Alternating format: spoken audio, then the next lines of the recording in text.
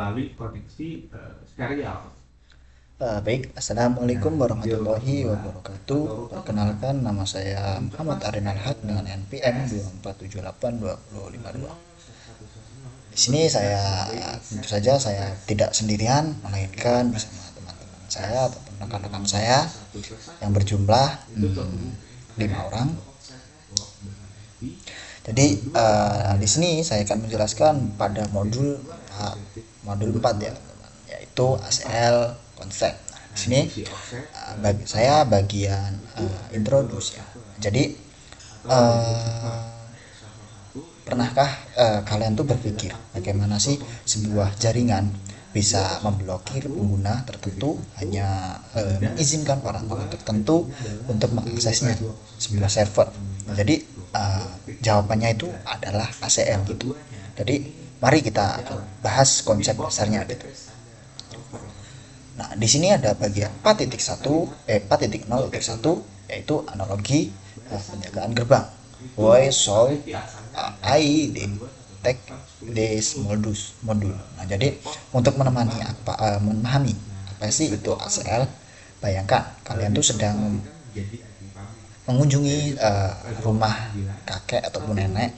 Nah, kalian yang berada di sebelah komplek perumahan tertentu, getting community, demi keamanan warga, tidak ada satupun orang yang boleh masuk tanpa berhenti di gerbang dan menunjukkan kartu identitas kepada satpam. Jadi si satpam ini akan memeriksa ID kalian, memastikan nama kalian ada di daftar tamu, catatnya berulang gerbang, terus dibuka. Jadi bayangkan betapa repotnya jika satpam harus melakukannya ini satu persatu untuk karyawan yang masuk setiap hari. Karena itu karyawan ini diberikan kartu akses khusus agar gerbang terbuka otomatis. Intinya ada aturan ketat yang diterapkan untuk setiap lalu lintas kendaraan, baik yang baik maupun yang keluar. Jadi di sini lanjut kita masuk ke konsep ya. Konsep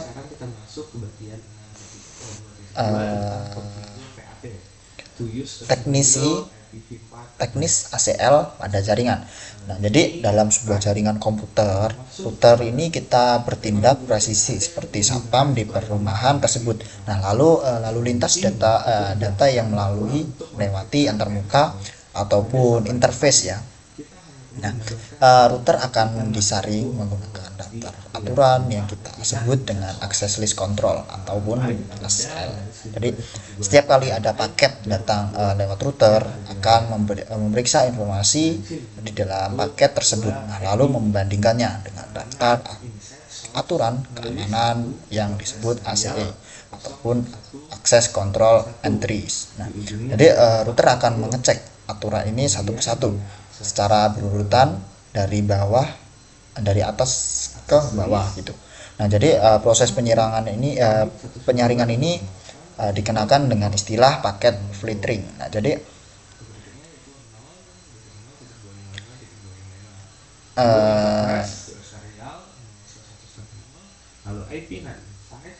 apa saja sih yang akan dipelajari pada modul ini gitu ya. Nah, di modul ini kita akan belajar lebih dalam mengenai kebijakan keamanan jaringan menggunakan ACL. Ada 4 hal utama yang akan kita pelajari ke depannya. Jadi yang pertama ada tujuan ACL, bagaimana sih sebenarnya ACL melakukan penyaringan lalu lintas data. Terus ada wildcard mask, bagaimana sih ACL menggunakan wildcard mask untuk mencocokkan alamat IP. Terus selanjutnya ada panduan pembuatan ACL, bagaimana sih cara dan aturan main dalam membuat ACL yang benar. Yang terakhir ada tips IPv4 ACL perbandingan antara ACL tipe standar dan tipe extend ya. Nah, jadi untuk introduksi ini, jadi kita tuh harus memahami ACL adalah keterampilan wajib bagi siapa saja yang ingin mengamankan sebuah jaringan komputer ya, sudah siap untuk belajar lebih dalam. Selanjutnya kita akan melanjutkan pada poin-poin selanjutnya yang akan dijelaskan oleh teman-teman saya. Untuk padanya dipersilakan. Oke, baik. Saya akan melanjutkan di modul 4.1 ya. Jadi di modul yang sebelumnya kita membahas tentang di modul ini yang modul 4 ini membahas tentang ACL ya, atau Access Control List. Nah, jadi ACL itu intinya ibaratnya satpam ya di jaringan. Nah, jadi tugasnya tuh untuk menyaring siapa aja yang boleh masuk dan siapa aja yang ditolak. Jadi kurang lebih seperti itu ya. Selanjutnya langsung aja kita masuk ke bagian 4.1.1. Nah, jadi di sini membahas tentang what's it ACL. Nah, jadi sebenarnya tuh apa sih ACL? Nah, jadi yang dapat saya jelaskan itu kurang lebih secara bawaan. Router itu tugasnya cuma satu ya. Jadi dia itu meneruskan paket data berdasarkan tabel routingnya. Nah, tapi kalau kita pasang ACL atau itu dia access control list di sebuah interface. Nah, router itu akan punya tugas tambahan, yaitu menyeleksi setiap paket yang lewat, yang masuk dan yang keluar. Nah, ACL ini tuh berisi daftar perintah berurutan ya, yang disebut di sini disebutnya ACLE ya, ACLS ya, konfigurasi. Nah, jadi atau bisa disebut access control entries ya, atau gampangnya disebut ACL statement atau aturan. Jadi aturannya ada dua ya. Jadi yang pertama itu ada permit atau diizinkan atau deny ya. Jadi kalau deny itu ditolak. Nah, supaya lebih di sini supaya lebih kebayang ya, kenapa sih kita butuh ACL. Nah, jadi beberapa tugas utama ya. Tugas utama dari ACL beserta contoh kasus di dunia nyatanya. Yang pertama, limit network traffic ensures network performance. Jadi yang pertama itu membatasi traffic untuk meningkatkan performa jaringan. Nah, di sini ada contoh kasus ya. Jadi contoh kasusnya tuh perusahaan membuat aturan yang memblokir traffic video streaming, seperti YouTube. Nah, agar nah ini kan ada kan konflik video traffic. Nah, agar itu kan video streaming itu berat ya. Jadi harus jaringan itu jadinya kayak kesedot banyak. Nah, jadi itu akan diblok agar jaringan kantor itu nggak lambat ya, atau nggak lemot. Akhirnya di sini ada tugas yang kedua, yaitu provide traffic flow control. Nah, jadi ini mengontrol aliran traffic data. Nah, di sini ada contoh kasusnya ya. Jadi kurang lebih contoh kasusnya itu perusahaan ingin routing update ya, atau pembaruan jalur jaringan baru. Nah, hanya boleh diterima dari sumber yang sudah dikenal dan dipercaya aja. Jadi nggak semuanya bisa masuk gitu ya. Jadi agar jaringan itu tetap lancar.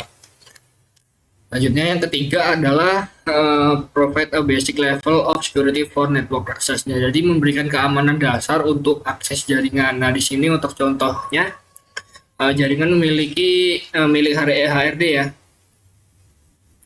Contohnya milik divisi HRD atau Human Resource. Nah, ini tuh sangat rahasia ya. Jadi ACL itu dipasang agar jaringan itu hanya bisa diakses oleh pemilik komputer itu ya, staf HRD-nya saja. Nah, oke, selanjutnya ada filter traffic based on traffic type, atau menyaring berdasarkan tipe trafiknya. Nah, contoh kasusnya kurang lebih itu jaringan itu mengizinkan lalu lintas untuk email ya, tapi dengan tegas memblokir akses telnet dari luar. Jadi kayak telnet itu kayak remote gitu ya, itu nggak bisa langsung diblok. Nah, selanjutnya tugas yang kelima itu screen host permit deny access to network service. Nah, jadi itu menyaring host untuk layanan tertentu intinya ya. Contohnya tuh hanya grup user tertentu yang diberikan izin untuk mengakses layanan traffic file atau FTP ya, atau akses web lainnya seperti HTTP gitu. Selanjutnya untuk yang tugas keenam adalah di sini intinya itu memberikan prioritas pada traffic khusus. Nah, contoh kasusnya itu traffic voice ya, seperti teleponnya, terus kayak yang urgent-urgent gitu ya. Jadi harus diprioritaskan dan diproses secepat mungkin oleh router agar suara tidak putus-putus ya, agar misalnya di perusahaan itu untuk CS-nya gitu ya.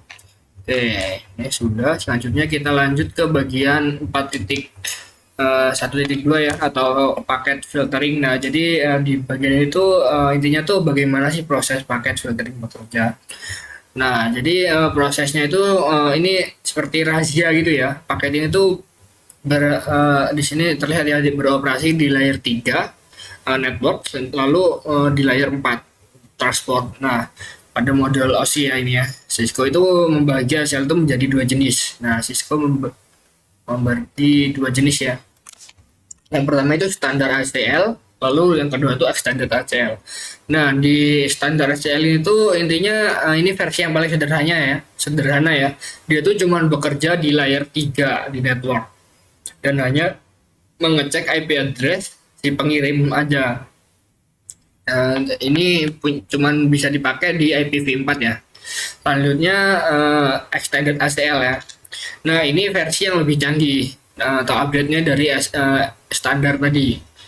Nah, dia tuh tidak hanya mengecek IP pengirim, tapi juga IP tujuan. Nah, di sini tuh kerennya atau hebatnya lagi tuh dia bekerja sampai ke layer 4, ke transport. Jadi dia itu bisa ngecek port TCP atau UDP-nya atau tipe protokol spesifiknya. Nah, jadi kontrolnya itu jauh lebih ketat ya dan detail daripada standar ACL-nya. Standar ACL yang pertama ya. Oke, selanjutnya kita masuk ke bagian 4.1.3 ACL operation. Nah, ini atau cara kerja ACL ya. Nah, ini akan membahas ACL itu membaca aturan tadi ya.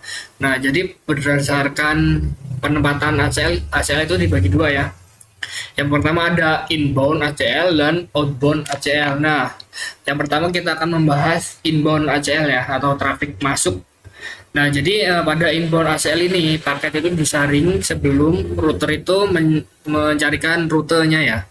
Nah, ini itu sangat efisien karena kalau paketnya sudah ditolak sejak awal, router itu nggak perlu repot-repot untuk mencari tujuannya. Nah, jadi ini sangat efisien ya.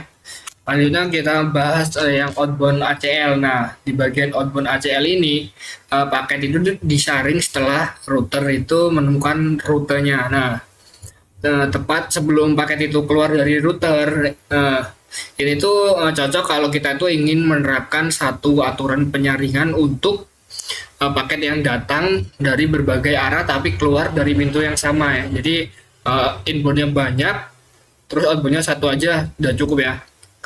Nah, jadi di sini ada contoh-contohnya ya.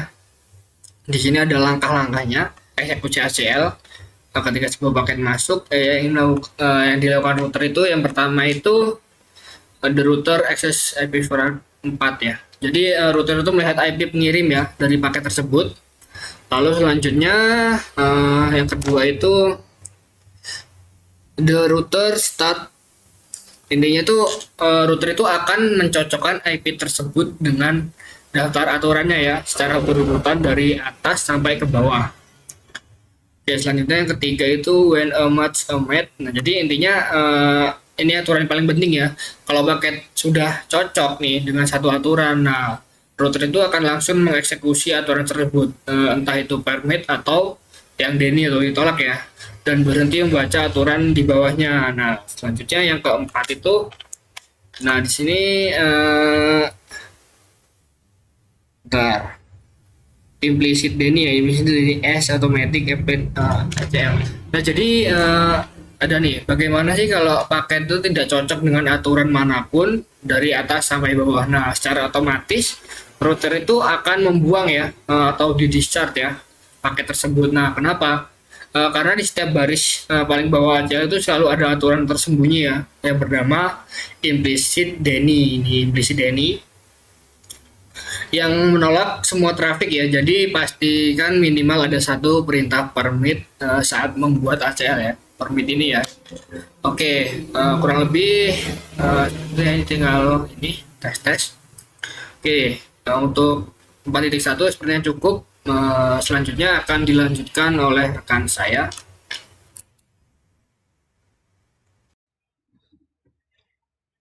Baik, melanjutkan penjelasan modul selanjutnya di 4.2.1 tentang wildcard mask overview.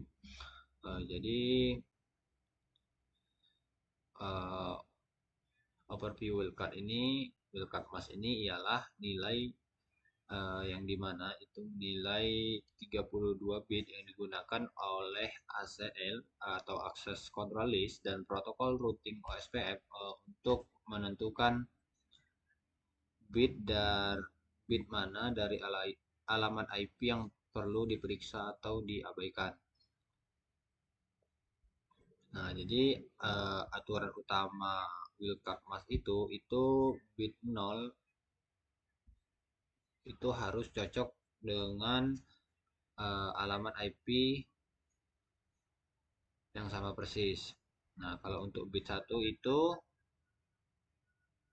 akan diabaikan karena pada alamat IP bebas itu bernilai berapa saja. Nah, di sini ada tabel contoh nilai wildcard mask atau wildcard mask octet yang berakhiran biner.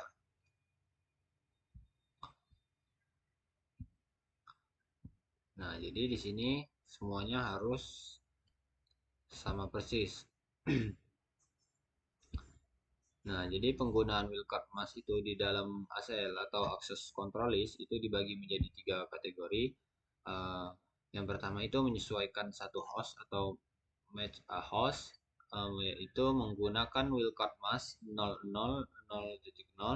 karena seluruh 32 bit itu alamat IP harus sama persis.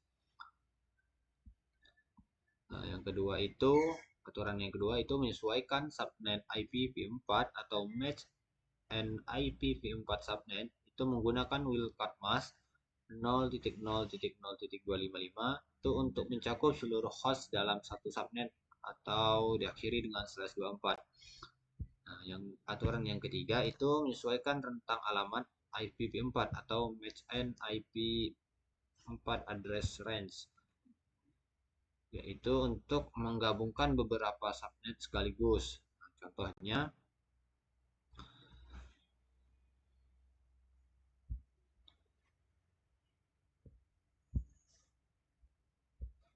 Nah, contohnya itu 192.168.16.0 itu sampai di 192.168.31.254. Oke, kita lanjut di 4.24.3 yaitu tentang wildcard mask calculation.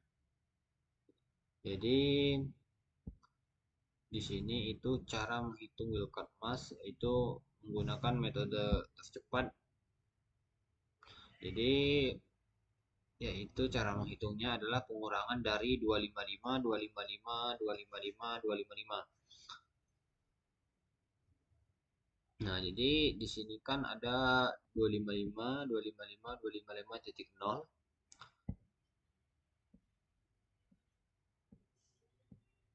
Di sini juga. Nah, jadi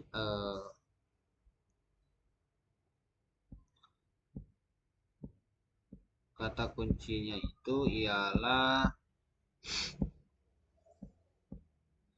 atau keywordnya itu adalah wildcard mask Cisco iOS itu untuk menyediakan dua keyword untuk menyederhanakan penurunan aturan ACL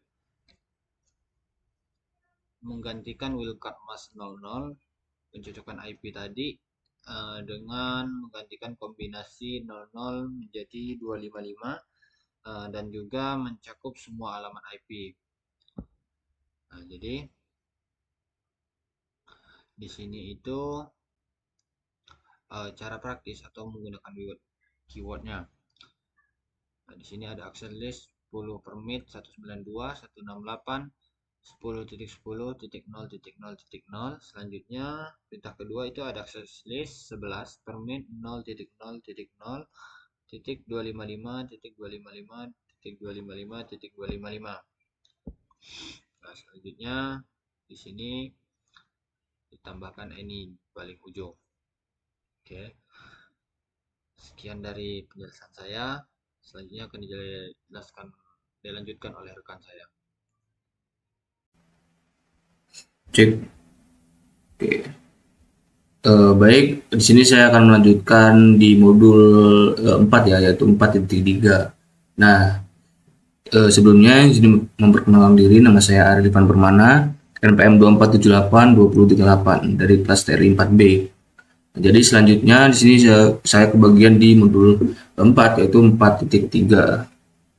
Nah, jadi di 4.31 ini limited number of ACLS per interface. Nah, pada bagian 4.3.1 ini menjelaskan bahwa jumlah access control list atau ACL yang dapat diterapkan pada setiap interface itu memiliki batas tertentu. ACL digunakan untuk mengontrol paket yang masuk maupun keluar melalui interface router. Nah, ini contohnya IPv4 outbound dan inbound ya. Out itu keluar, inbound itu masuk. Nah, jadi pada interface yang menggunakan IPv4 dan IPv6 secara bersamaan atau disebut sebagai dual stack, terdapat 4 kemungkinan penerapan ACL, yaitu 1 ACL IPv4 inbound, 1 ACL IPv4 outbound, 1 ACL IPv6 inbound, dan 1 ACL IPv6 outbound. Ini ya, onboard IPv4 dan IPv6. Jadi pada gambar yang pertama ini, pada router 1 dia itu memiliki satu interface dual stack ya, yang menggunakan alamat IP 192.168.10.1/24 dan alamat IPv6-nya itu 20.1.DB8 Jadi interface tersebut itu dapat menerapkan maksimal dari 4 ACL IPv4 dari si inbound ya. Jadi inbound itu digunakan untuk memeriksa paket IPv4 yang masuk ke router. ACL IPv4 juga di bagian outbound itu digunakan untuk memeriksa paket IPv4 yang keluar dari router. Nah, hal yang sama juga berlaku pada IPv6. Jadi ACL IPv6 di inbound itu memeriksa paket IPv6 yang masuk, sedangkan ACL IPv6 outbound itu memeriksa paket IPv6 yang keluar melalui interface tersebut.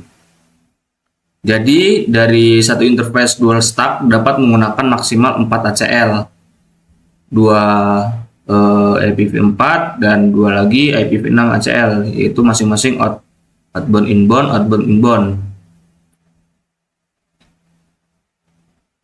Nah, di gambar kedua ini juga pada R1 itu memiliki 2 interface atau 2 stack ya.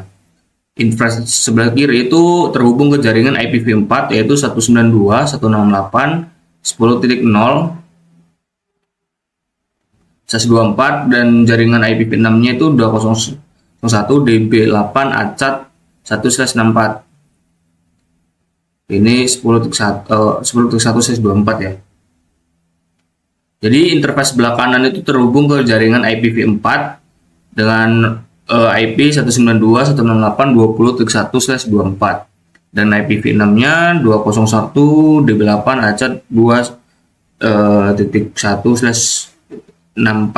Oke.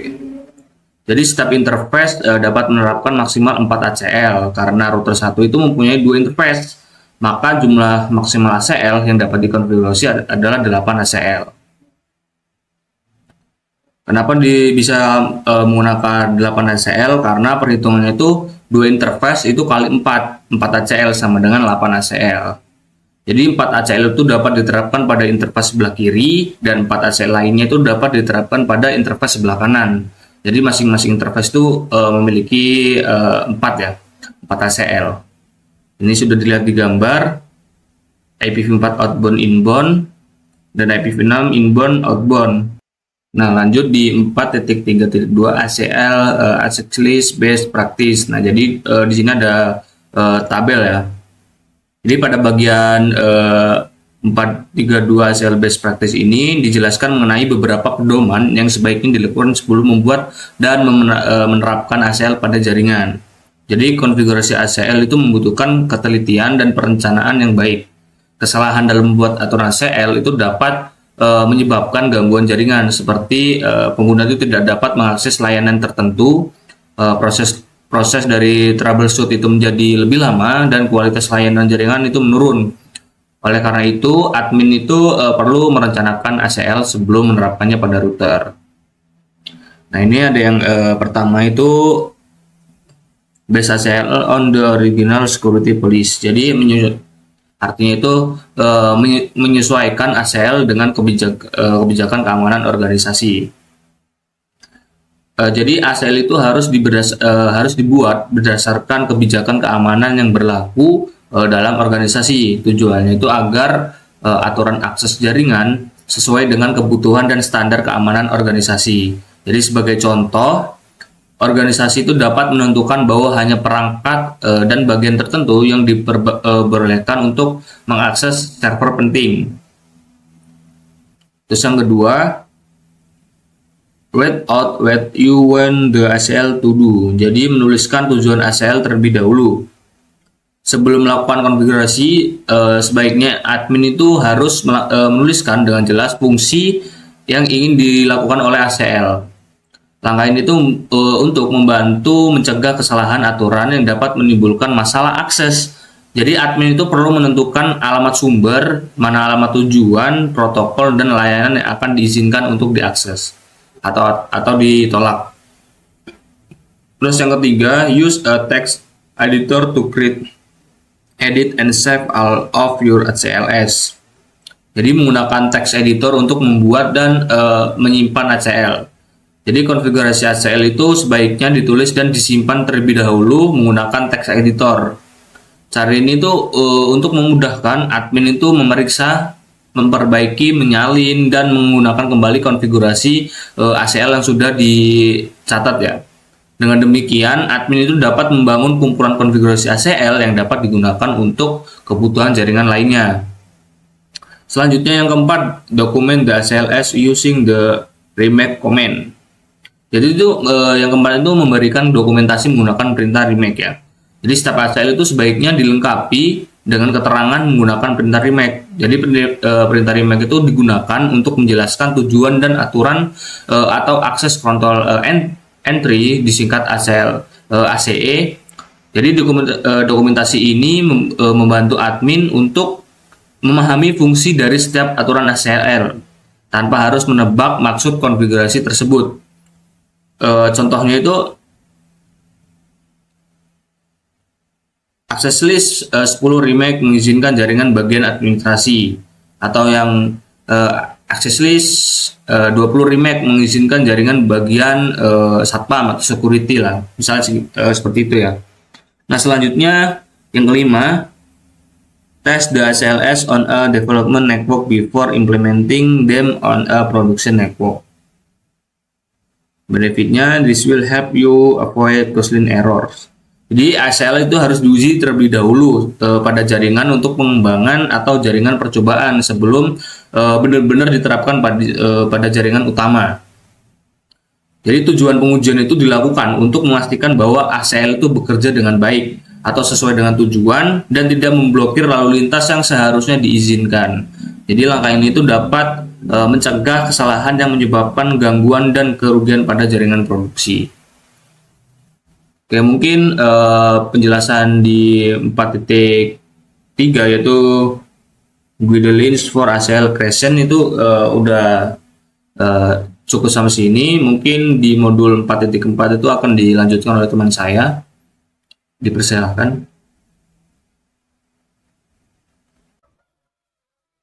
Assalamualaikum warahmatullahi wabarakatuh. Izin mengenalkan diri, nama saya Niji Putra Pertama MPN 24282057. Jadi kali ini saya akan melanjutkan penjelasan dari teman saya. Selanjutnya kita masuk ke types of IP versi 4 ACLS. Jadi IP versi 4 ACLS atau Access Control List itu adalah fitur keamanan pada router Cisco yang digunakan untuk mengizinkan atau permit atau dia menolak atau deny. Jadi lalu lintas jaringan itu berdasarkan aturan tertentu. Jadi ACL bekerja dengan memeriksa setiap paket ya, setiap paket yang melewati interface router. Dan terdapat dua jenis untuk IP versi 4 ACL ya, yaitu standar ACL yang menyaring paket hanya berdasarkan alamat IP sumber atau source IP address, atau enggak extended ACL itu dia menyaring paket berdasarkan alamat IP sumber, alamat IP tujuan, jenis protokol, serta nomor port TCP atau UDP-nya, sehingga memberikan kontrol yang lebih spesifik. Baru kita masuk ke bagian yang 441. Di sini judulnya itu standar and extended ACL. Jadi IP versi 4 ACL itu terdiri dari dua jenis tadi ya, standar ACL sama extended ACL. Yang perbedaan utamanya keduanya itu terletak pada informasi yang digunakan untuk menyaring paket datanya. Jadi standar ACL itu hanya memeriksa alamat IP sumber, dan router nanti akan membandingkan alamat IP sumber paketnya dengan aturan ACL. Nanti jika sesuai dengan aturan permit, nanti paket akan diteruskan, sedangkan jika tidak sesuai dengan aturan, nanti akan di-deny, jadi paket akan diblokir. Dan apabila tidak ada aturan yang cocok, nanti router secara otomatis menerapkan implicit deny, yaitu aturan tersembunyi yang menolak seluruh paket yang tidak sesuai dengan daftar ACL-nya. Contoh standar ACL-nya di sini kalian bisa lihat ada beritanya access list 100 permit TCP 192.168.0.0.255 ini Eki WWW. Jadi perintah tersebut itu dia mengizinkan seluruh perangkat dari jaringan 192.168 itu untuk melewati router. Sementara itu perangkat dari jaringan lain akan ditolak karena adanya aturan implicit deny. Dan berbeda dengan standar ACL ya. Standar ACL itu memiliki kemampuan penyaringan yang lebih lengkap. Selain pemeriksa alamat IP sumber, extended ACL juga dapat memeriksa alamat IP tujuan atau bisa dibilang destination IP address. Juga ada jenis protokolnya seperti TCP, UDP, ICMP, dan serta nomor portnya serta nomor port sumber maupun tujuannya. Dan dengan kemampuan tersebut administrator dapat mengatur lalu lintas jaringan secara lebih spesifik. Oh ya, itu kalau ACL dia perintahnya seperti ini. Kalau untuk extended ACL dia perintahnya yang bawah ini, yang pakai ini EQWWW, dan perintah di atas ini dia mengizinkan host dari jaringan 192.168 ini. Nah, terus mengakses layanan HTTP port 80. Terus nanti mengakses layanan HTTP atau port 80 nanti ke semua tujuan. Selain HTTP, nanti extended ACL juga dapat memfilter berbagai layanan jaringan seperti FTP untuk transfer file, terus ada SSH untuk akses remote yang aman, dan ada juga telnet untuk mengakses remote tanpa enkripsi, dan juga ada DNS untuk menerjemahkan nama domain menjadi alamat IP, dan HTTPS untuk nanti layanan web yang menggunakan enkripsi SSL atau TLS. Dan secara umum untuk standar ACL itu lebih sederhana dan cocok digunakan ketika penyaringan hanya berdasarkan alamat IP sumber. Sebaliknya standar ACL itu lebih fleksibel ya, karena mampu mengontrol lalu lintas berdasarkan sumber tujuan protokol dan layanan tertentu, sehingga tingkat keamanan jaringan menjadi lebih baik. Bagian 442 di sini nomor N ACL. Jadi berdasarkan cara identifikasinya, ACL itu dibedakan menjadi numbered ACL dan named ACL. Jadi keduanya itu memiliki fungsi yang sama, tetapi berbeda dalam cara pemberian identitas pada ACL-nya. Jadi numbered ACL itu menggunakan rentang nomor tertentu untuk membedakan jenis ACL yang dibuat. Dan kalau standar ACL itu dia menggunakan nomor 1 sampai 99, terus juga di situ kalian bisa lihat ada 1300 sampai 199 ya. Terus juga sedangkan kalau standar ACL itu dia menggunakan 100 sampai 199 dan 2000 sampai 2699. Dan contohnya seperti ini. Ini tapi yang untuk memberat ACL-nya ya, dia sampai bagian sini aja nih, nggak pakai ini FTP. Dan meskipun mudah dibuat, ya, penggunaan nomor itu memiliki kelemahan karena administrator itu harus mengingat fungsi dari setiap nomor ACL ya, terutama jika jumlah ACL-nya dalam jaringan sangat banyak. Sebagai alternatif, Cisco menyediakan nama ACL, yaitu ACL yang menggunakan nama sebagai identitas sehingga lebih mudah dikenali dan dikelola.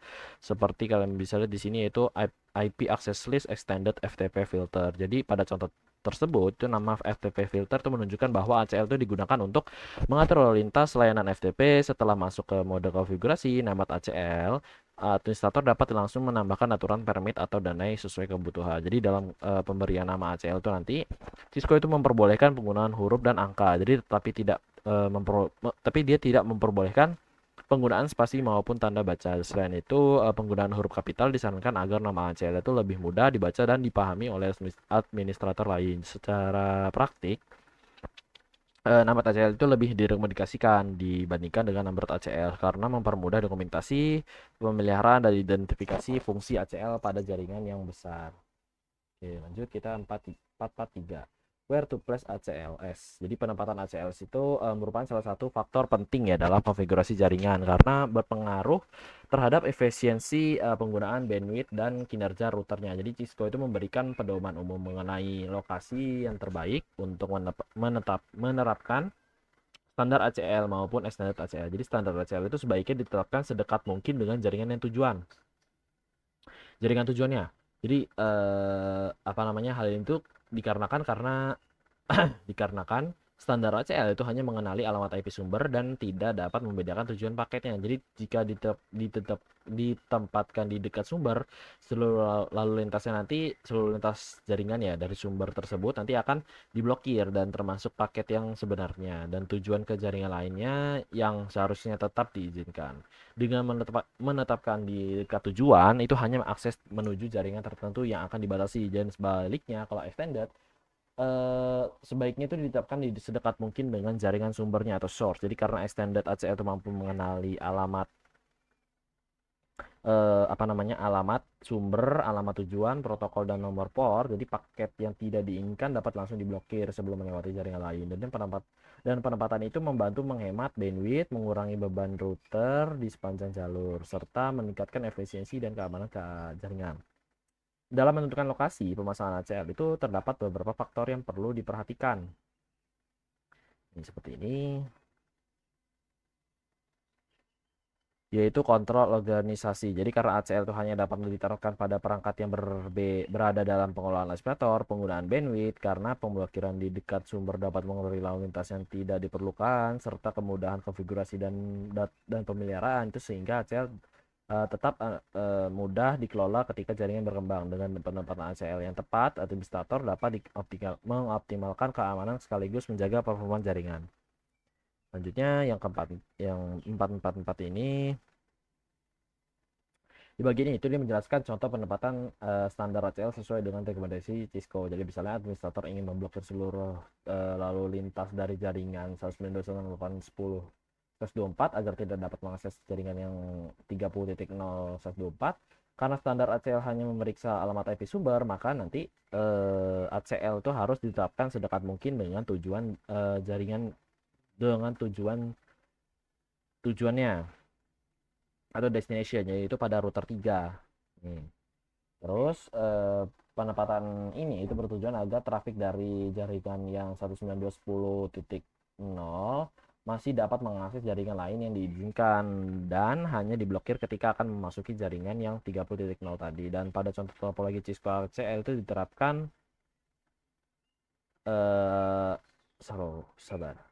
pada contoh topologi Cisco di sini itu ACL diterapkan pada interface G000